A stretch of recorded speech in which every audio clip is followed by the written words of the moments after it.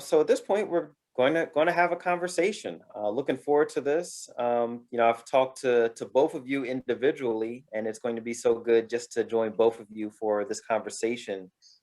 So I'll start with Nate. What made you choose your current career path? Oh, that's a good question. So had an internship with Vanguard a couple years ago.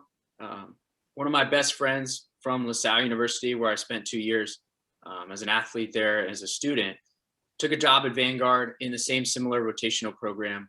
Loved it, loved the experience, and loved the mentorship and kind of coaching aspect too. So I took an internship with Vanguard, absolutely fell in love with it and the people there, and got an offer to return and absolutely said yes. And so the asset management side, which I'm currently in, I enjoy it. I love the people side of it, working with financial advisors and really kind of the end client user experience. But mostly it was just about the people, the style of work, and kind of the pursuit of putting the investors in mindset above all. And so that's what led me to Vanguard. Oh, great, great, thank you. And Andreas, I'll give you the same question. What made you choose your current career path? Yeah, also for me, it's a good question, but I'm in a different stage than Nate, obviously, Sure. as you can see here. So, so obviously so I worked more than 20 years for SAP, the global software maker. So I worked many years out of the Newtown Square office. 2017, we changed or separated, and then I founded Innovat. So basically, I found it because I didn't want to go on this, what we call retirement. So I wanted to stay active, do something. And I mean, the main driver for me was really learning new things. And I can tell you, I learned so many things in the meantime. I mean, it's more than maybe not 20 years, but at least 10 years before. And my main focus is at the moment, so I learned Python. I experiment with artificial intelligence, particular on natural language processing. And this is, I was always excited about it, but I had to put some work in it to even understand the concepts. And today, I guess I can say, looking back, that was a good decision to do. Very good, very good. And for those of you in the audience, this was intentional to have someone that is a seasoned veteran, so to speak, in their career, and also someone that has really just started taking the first steps in their career. And what we want to highlight during the course of this conversation is the lessons learned, the thought process so that no matter where you are in your career, if you're more in Nate's boat, being early career, or in Andreas' boat and being later in your career, there are still certain thought processes and things that you should consider when making the choice whether to leave a job and start a new venture, or to do something else to transition, pursue further education, and several other decisions. So to further highlight what both of you two are doing, I love asking this question, knowing a little bit about what both of you do. I know that a typical day may not really exist, but to the best of your ability, Andreas, can you talk about a typical day in your role, in what you do? I can tell you a typical day, yes, but maybe it's not attached to a role, and it's more, I structured my life more in projects in the meantime. Sure. So while I run, I mean, when I say I run a company, it's maybe too high. I mean, the company is not really, I don't have an employee yet, and I don't intend to. And this comes really straight to the point. So at the end, when I started this venture, I thought, okay, I thought about all this technical stuff, to get business accounts, to get contacts, whatsoever. But then I found out, okay, I'm not the person who likes to sell. Okay, so I'm not a salesperson. I never liked it. I was, when I worked in SAP, I was always on the customer side, on the support side. So my lessons learned is really about, okay, I need to do what, where my passion is. So after, many tries and winding ways, so to speak, I came up with two areas that I this drives my typical day today. So one is I'm writing books now, so not fiction. So I write non-fiction. So I published already 2, and I publish also in I do self-publishing the second time. So this means, a typical day during writing is, I get out in the morning, I have my goal, I write 3 pages per day or whatever. And over time you get a book, so, but you only get it with the discipline. So this is maybe also a nature based on, I'm German, obviously. So this comes with what I inherited from my culture. So this is basically, a disciplined approach. So, and my focus is always in the morning. So in the mornings, I want to create something, and afternoonish, when I'm a little bit tired already, I focus on, working out and do other stuff. So this would describe a typical day. I don't know, Nate, what you do all day. Yeah, I would say the complete opposite. But good. Yeah, I came to this panel as an excuse to listen to Andreas speak. So I'm here as a student of the game too. And it's interesting, Nate, because in my past life, I did work for Vanguard. And so when thinking of the question of what a typical day for a financial services company was, I couldn't think of a typical day outside of coming in the morning and leaving at the end of the day. So are there any things that are fairly constant, like in terms of your responsibilities that preoccupy a majority of the time, or is it really market dependent or department dependent? Yeah, so with the rotational aspect of the program, sometimes I'll have like a 1-week specific project within like Vanguard's portfolio review department. Other times, like when I first started at Vanguard, I spent 6 weeks right on the phones talking to retail clients and became a professional password resetter. But whatever was needed in terms of that first like 4 to 6 months, it depended on market demand. So I was happy to be exposed to clients during the GameStop, during the election, and during COVID. So certainly I can speak to that. But now I'm working with advisors in Vanguard's model portfolio and consulting team. So we have a small team that partners with sales teams and gives non-biased as much as we can, right? Consulting right. to clients and advisors. So really it's all dependent on what's happening. So even with the recent sell-off yesterday, who knows? The advisors want what Vanguard's thinking, and that changes every day. Oh, very good. And the kind of cool thing about that is being in such a very volatile environment. You have to be a strategic thinker. You have to be able to think on your feet, so to speak. That sounds a lot like being an entrepreneur. And one of the big reasons I invited both of you two for a conversation is that both of you are entrepreneurs. So if you could, and Nate, I'll start with you.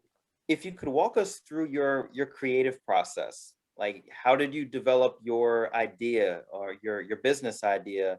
And if you could kind of walk us through the creation through kind of the execution, understanding that I super simplified that process, but just to give us a snapshot of what that looks like for you. Yeah, absolutely. So I'll give a couple minute kind of collection of the Dolphin Apparel process, and stop me if I go on too long here. But so what started was I was making some of these motivational t-shirts, followed after my brother, for my winter USA swimming team, that basically said like our quad club on the front, and today I will do, others won't, so tomorrow I can do what others can't. Motivational quotes. I was doing them at cost. It was like $10 a shirt. And we just basically were the middle people to get the team equipped with kind of swag and team outfit.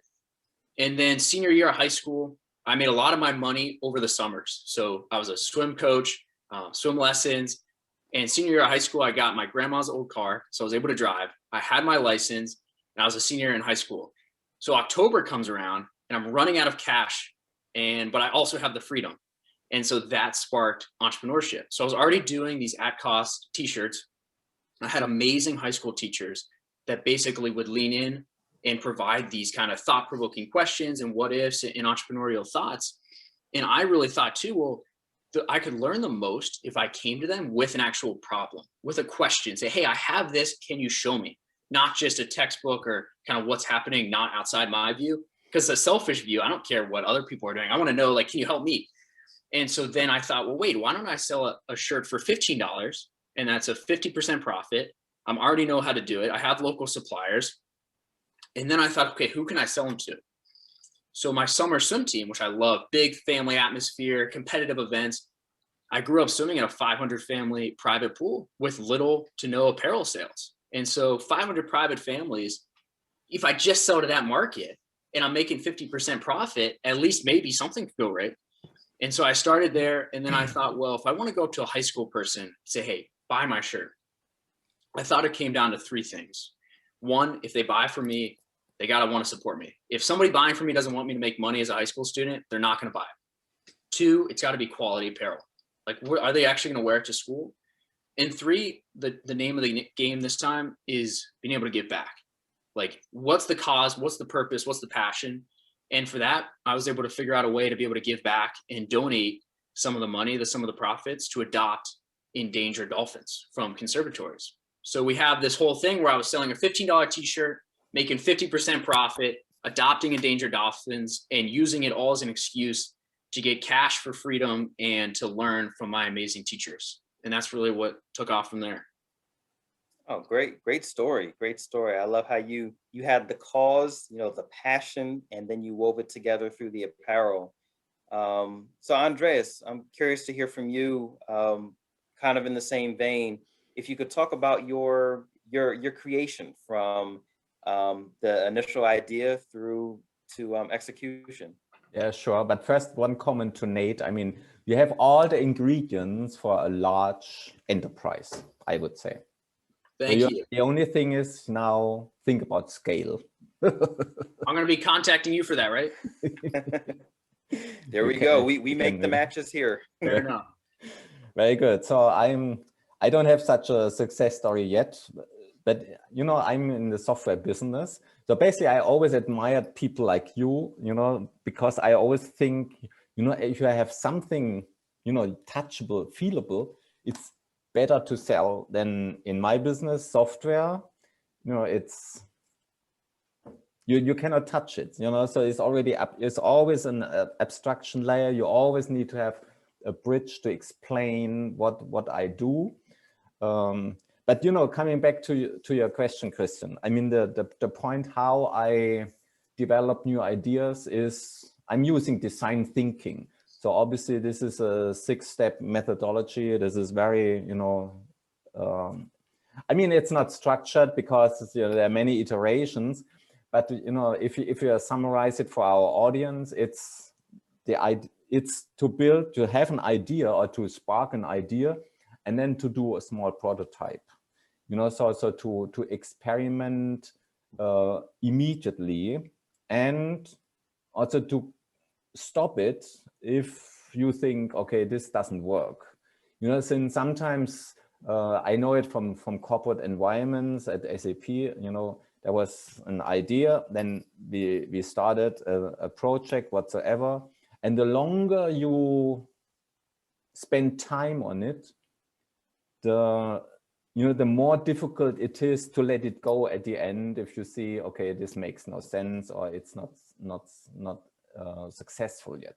So what I did is, I said in the beginning about AI usage scenarios so I developed an idea to automatically respond on tickets, so on email tickets, feeding the machine and so on. So since I don't have a development arm, so I'm now collaborating with other companies, and I convinced the company to collaborate with you, and we are in a stage, so we did a prototype, and we are even in a stage now to get an SOW signed.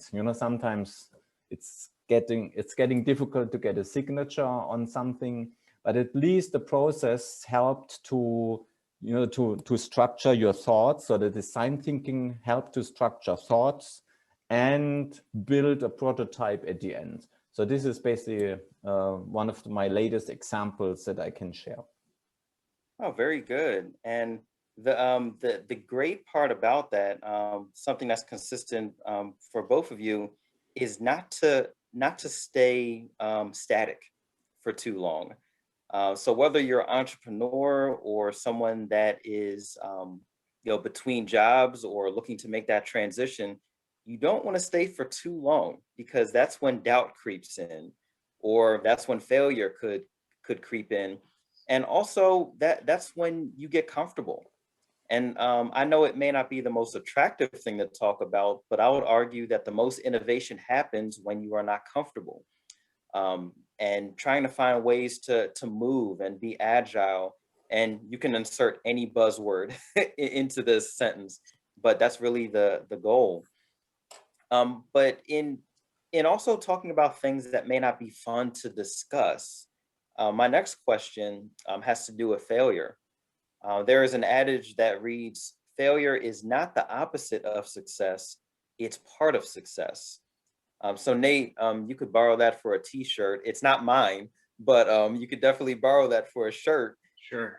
But if one of you, it doesn't matter who jumps in first, but if you could tell me of how a misstep or a perceived failure in your career has shaped who you are, and conversely shaped your business and how you operate today.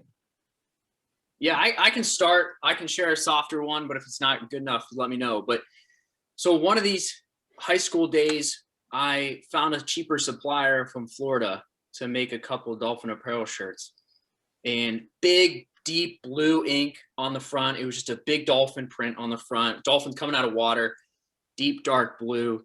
Got them for like $6 a piece. So I thought I was making out okay. This was a great deal. Sold a couple, gave some out free. Couple days later, my friends and the people who bought them come in, and 90% of the ink's gone. And I'm like, okay, let's see what happened. And they're like, Nate, we love this shirt. It's this rustic look. It's broken in. It's like a pair of jeans. Like, I feel like I'm authentic. And meanwhile, I'm sitting in my head like, yeah, okay, never using that supplier again. Can only imagine what happened to their loads of wash too from the ink coming off. But so things like that just made me be more careful, and actually wash the shirts myself before I sold some of them, if just to test. But just trying new things, and actually it allowed for more price comparison with my actual local suppliers I was using, which actually lowered the price too. So what I thought was a failure actually turned out to be an okay marketing scheme. If that was good enough, I can certainly have plenty, but I'll pass it over to Andreas. Thank you. I don't have so many because, I cannot really remember one single misstep or one thing that I did wrong. I mean, I'm more behind the philosophy of fail often, fail early. So this is also what I explained, when I talked about design thinking. I don't spend too much time to make something perfect, and sometimes this may be it's not a misstep, but this is something also based in my cultural background. So Germans, they are more they tend more to do everything 100%. I just and this is I often remember, even snow shoveling we had to do the last days. I mean, I catch myself to say, this is enough. You don't have to make it perfect. So the other example I have is I had it was during SAP. We always did the main principle was to conclude a project only to 80%. Since to make 80% to 100 takes maybe more time and effort than 0 to 80. And obviously in this IT environment, it's anyways fluid and changing every day. So it makes no sense to make it 100%. So the question is not, for me, it's not so much a question of failure. It's more a question of, okay, don't don't overdo it. No, well said. I was actually on a webinar yesterday, and one of our panelists said that FAIL stands for first attempt in learning. And I'm like, wow. So I wonder if we all looked at failure as our first attempt in learning, not seeing it as the end, but actually part of a series or part of a journey. And, I'd imagine that that's consistent in being an entrepreneur. It's also consistent when you're in transition in your jobs. Don't see that one decline as the end. It's just your first attempt in learning how to tweak a resume, learning how to tweak your approach, not seeing it as the end. Mm. So my next question is kind of along that same line of thinking. Effectively conveying your unique perceived value, either for a business concept or personally for yourself, it relies on effective communication. So if you could take a couple of moments to tell me how your soft skills like communication, leadership, negotiation, etc., has played an important part in your career thus far. So Andreas, I will throw that over to you first, and then Nate, you can follow up. Sure. I mean, soft skills are extremely important. I mean, you can read about it. There are many, any management book writes about it, but at the end, it's not. I mean, the problem I think with soft skills is you cannot learn it really. I mean, you can learn it when you have a mentor or a coach, somebody who watches you and whatever. Helps you to shape and to focus. But the most important, I would say, soft skills in my view is empathy and listening. So basically the other way. So first, listening is okay, and this is why I'm not a salesperson. I mean, salespersons usually they cannot listen. They do their pitch and then that's it, more or less. Maybe I oversimplify this a little bit, but this is not how I think business leaders should focus on soft skills. I mean, listening very often, also during my SAP times, I mean, very often, somebody describes your problem.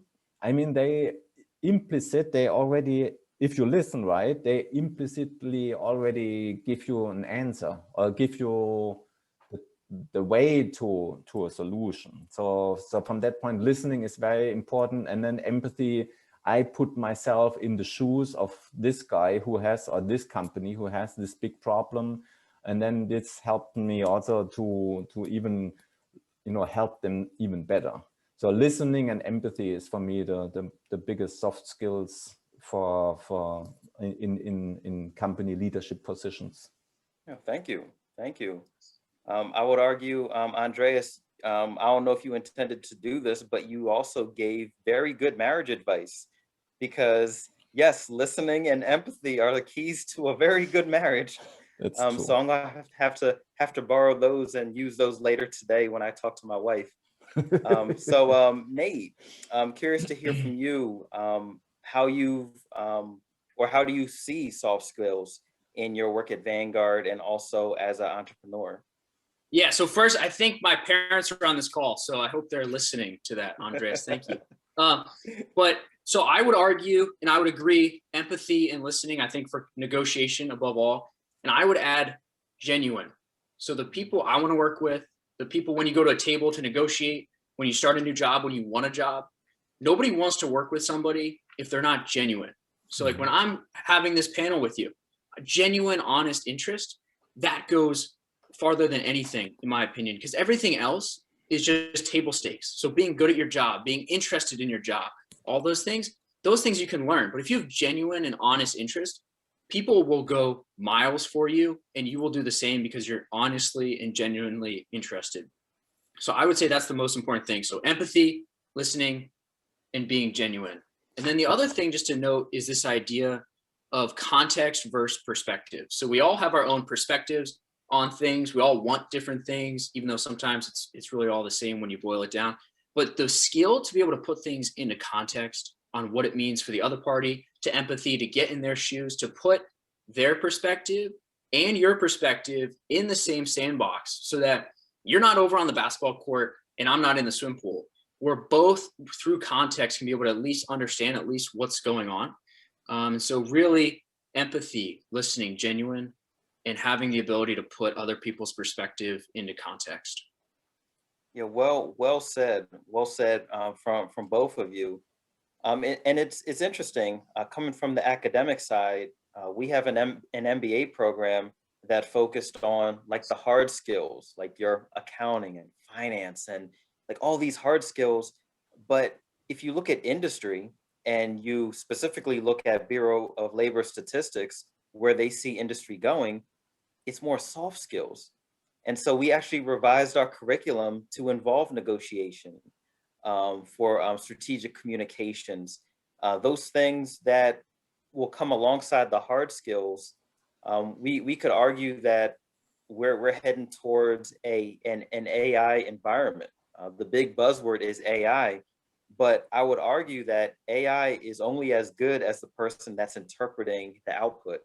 So if I can't effectively convey the output, if I can't negotiate with a supplier about that output, then all that expensive AI, I don't want to say is worthless, but it loses a degree of effectiveness.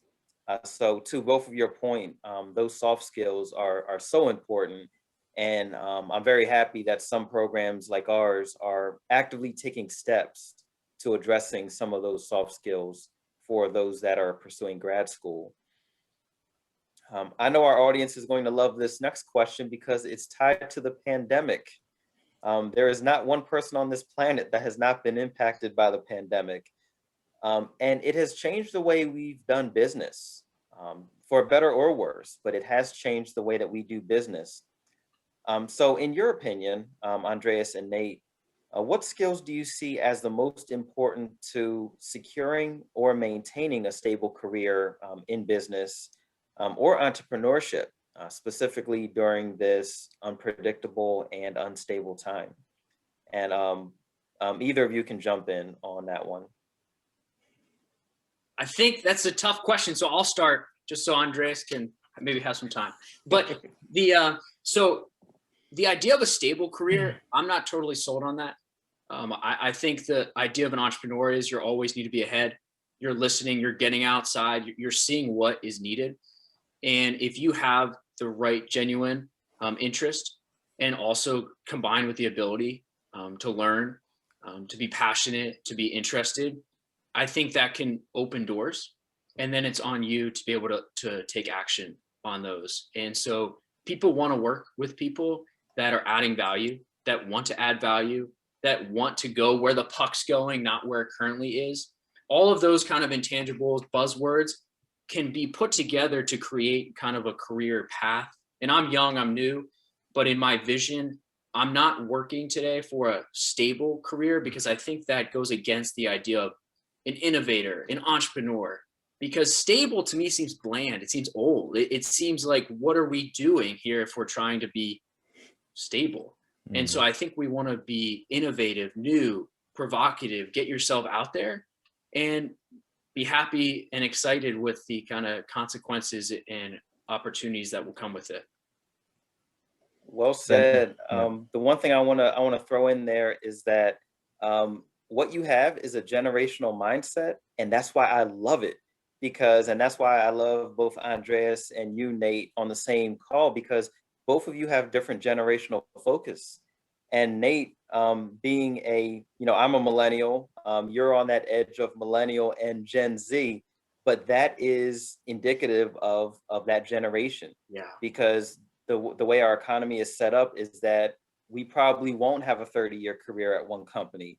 It'll be a series of searching for a job, reinventing, searching for the next step. So I appreciate that focus. And then Andreas, I want to kick it over to you to hear your perspective, because both of your perspectives are key to this question. And I know our listeners are listening attentively to your responses. Yeah, I mean, I'm not. I have not a different opinion than Nate. Even many years between us. So I think a stable career is even dangerous. Since what is stable. I mean, if you think 10 years ahead is already, this is a very long time. And, even big corporations, as we saw during pandemic, they can be out of business, due to whatever reason. You never could have foreseen this. So having said that, I mean, stability is, of course, everybody wishes, but I would say to always stretch your mind, you need to think outside the box a little bit. I mean, we all were very heavily confronted with Zoom, for example. I mean, I know so many people, they, even after guiding them through, step by step, they were not able to log on. I mean, what I'm saying is this is a good example for, okay, we need to learn also, other things, in this case, technology. And I would say what pandemic brings us, in the middle of the heart is, okay, nothing happens without technology. So you cannot eliminate technology at all. So even if somebody says, oh, I'm not a computer scientist, or I never can do this. This is not true. It's just not true. Since you always can learn, so it's more a mental block sometimes to prevent to learn something new. But my advice is, okay, the pandemic was all the strongest focus on e-commerce, or on everything on digital, so to speak. Digital only happens with technology. So I encourage everybody to learn technology to a basic level. I'm not saying everybody should be the expert in how to manage Zoom and web and everything, and so this is maybe too much, but some basic principles, not to say, okay, I cannot do this. This we should prevent. Yeah, well said. And it's interesting that both of your points, both of your perspectives are good for being an entrepreneur, or also being in career flux. I like to say that you have to be the answer to the question. So when you're applying for a job, you have to answer that question. You have to understand that employer's problem areas. You have to understand their core business, and you have to position yourself to answer the question. How can we be more strategic? Or how can we increase sales? You have to be the answer to that question. And if you look at an employee network, you're looking at a ton of questions that have been answered in the interview. They are positioning themselves, each employee positions themselves to say that they have certain skills in order to be an asset. And so, Andreas, to your point, if there is someone out there that feels that they can't do something, there is technology out there. There are academic providers. I mean, I'm with Penn State, so all I know is education right now. So there are courses through universities, through LinkedIn Learning. Regardless of your price point, there is never, especially in this environment, there is not an excuse to learn. No, I mean, there's no excuse at all. I mean, learning, how do I learn things? I mean, worst case, I Google and I'll watch a YouTube video. Come on. I mean, this is everybody can do for free. Yeah. That all goes back to genuine interest. And so whether it's for the job, for the role, and if you are thinking of a small business entrepreneur mindset, you can't write somebody a paycheck unless they are adding value in whatever way that's needed. And so if you have interest in working for a company or working with a specific person, if I go to Andreas and say, Andreas, I would love to work with you, right? I got to find a way. How am I going to add value? What does he need? And what's going to get him to write a check to me? And if I have interest and I'm honest and empathy to do that, right? I think usually you can make something work. Definitely. And Nate, I owe you an article because there is an article called The CEO Mindset that you just summarized in 2 sentences. So I don't know if I'm speaking into your future, but we might have a CEO in our midst right now. So definitely can appreciate that. My final question before I open it up to the audience, I do see some questions in the chat and want to get to those. This is a funny question given your age, Nate. And there are some current undergrad students that are on this in the audience. So if you could go back and speak to your 18 to 22-year-old self, Nate, that's probably like yesterday for you. But if you could go back and give that 18 to 22-year-old self some advice, what would that advice be? And Andreas, I'm gonna kick the question over to you, but since Nate, this is probably like real fresh in your mind, I'm gonna let you go on this one. I'm going? Yeah, you got it. Because I was patiently waiting for Andreas because I need the wisdom. I'm right in that zone.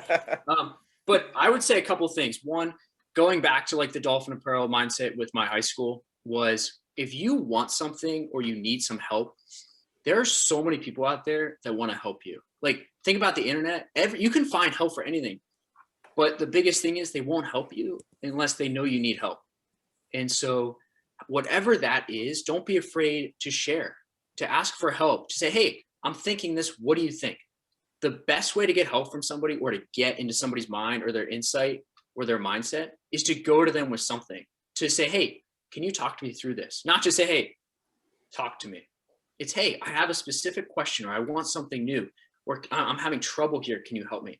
And so with the genuine thing, just being available and letting people know I need help with something. Like I get calls sometimes, I get LinkedIn messages. Hey, I have this idea. You're a fellow entrepreneur. Can I talk to you? Can we talk through some things? And I'll schedule some time and I'll talk to them.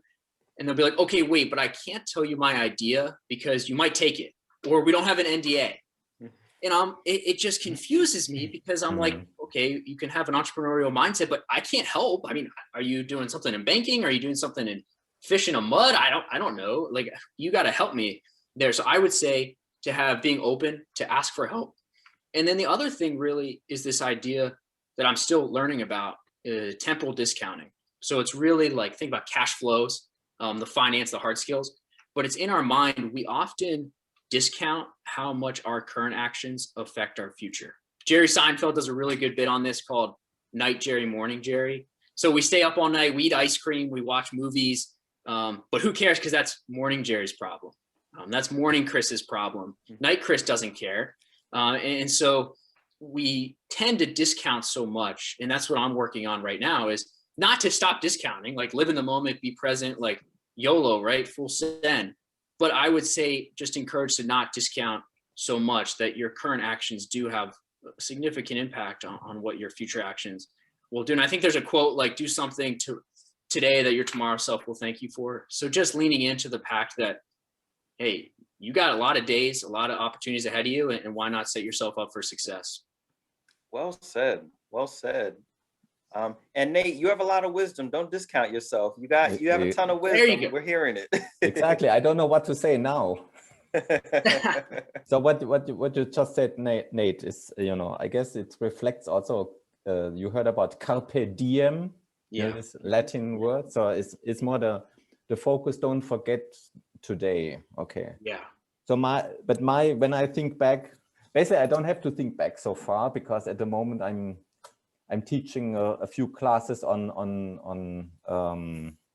management information systems. So I know a little bit how those young people tick and think. And what I would like to tell them and the audience is you don't learn for school, you learn for life. I mean, this, you should, of course, you have to pass your quizzes and all that stuff. But this is not, I mean, what you learn for a quiz, you forget anyways. Andreas, I'll butt in. There's a quote that says, I never let schooling get in the way of my education. And I love that. Love that. Yes. Yeah, exactly. So what I try to teach in classes is also giving them some advice for life. So of course, I never know if they receive it and they store it somehow.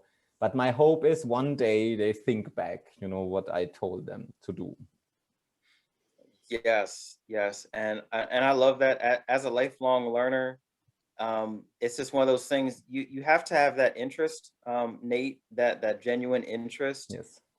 And yeah, learning for a test is good. It gets you a grade, but learning for life, Andreas, like you said, that's where the true transformation comes in, and that's where those lessons and that value come in. So that was both of you hit the nail on the head. So I hope that all of our audience has taken some of these good nuggets to kind of work with. I'm gonna jump over to the chat because I do see a couple of questions and comments. Question for both of our panelists: are either of your companies profitable yet? And I'll let whoever wants to jump in first can jump in. Yeah, I think that's my brother who asked that. That's a good question. I think he's trying to get an insight on my financials. But I will say, yeah, I'm a pretty low expenditure business. And so I don't often make a t-shirt unless it's going to do me okay.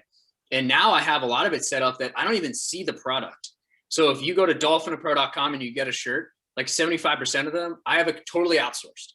So with my career at Vanguard, I now use the opportunity of Dolphin Pro to just try new things, test new entrepreneurial, A/B testing, all those things like when somebody goes to my landing page. So is it profitable? Yes, but that's also in part because I'm such a low cost provider in terms of my goods. So I'll hand it over to Andreas with that. Yeah, 2020 was also the first year I did some profit, so I had to pay or will pay some taxes. But this is not, I mean, you know, I'm close to Nate. I mean, if I would calculate everything into the balance sheet, it wouldn't be profitable. So here we go. Yeah, thank you for that. Some of the other comments, someone mentioned train to fail. When we're talking about that failure, how failure can't be crippling, it's something that we should accept into our lives and see it as a speed bump, but not a pothole that will totally demolish our trajectory academically and professionally. So yes, I love that train to fail adage.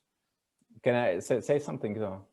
I mean, that the point is, you know, why should we train to fail? I mean, I don't want to see yeah, I don't like that either. Christian, a new program you put in place, you know, train to fail. You know, I can see that as a Nike ad, truthfully.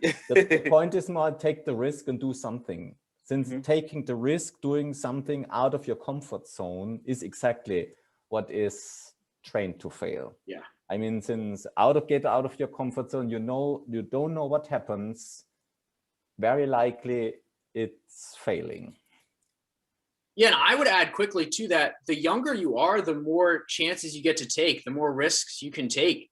Because the parachute doesn't always open right away. But if you're in high school, college, getting your MBA, like the idea of Penn State, it's so supportive. And so it actually gives you a multiplier on the risks that you can take. Yeah, well said. That's a perfect commercial. I'm gonna have to bottle that up and share that. I'll take my licensing fees.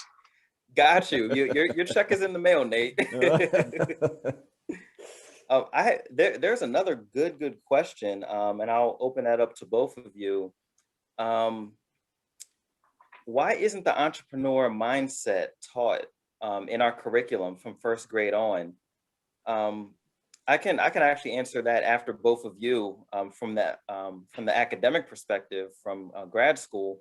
But in your opinions, Andreas and Nate, why do you think that the entrepreneur mindset isn't taught earlier on? And this is something that we kind of fall into after formal education's over.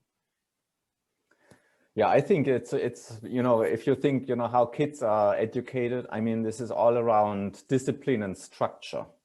I mean, let's say this framework does not really allow, you know, thinking outside the box or doing something unexpected or leaving my comfort zone. So from the system, you know, it's kind of more regulated. but certainly we could add elements. And at many universities they have innovation or incubators, or those kind of innovation programs, so that at least gives a little bit a smell how innovation could work. But I think it's more system imminent, that it's kind of too regulated from our educational system here. Yeah, good. And Nate, did you want to jump in on that? Yeah, I'll only add, I think it's important to get the building blocks of education and as we're continual learners, because they're like little widgets. Once you have those skills, then okay, now you can start applying them, you can stack them, and knowledge definitely compounds, right? When you're learning, it's a compound graph.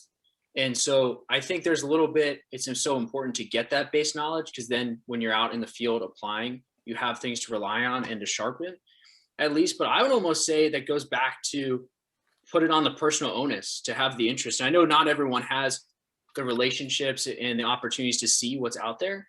And so I think it's really just, hey, clearly it's not taught too much early on. And it just makes me think in my head, well, that's the power of relationships. It's the power of reaching out, getting to know people. And it's also the power of being receptive when people want to help you.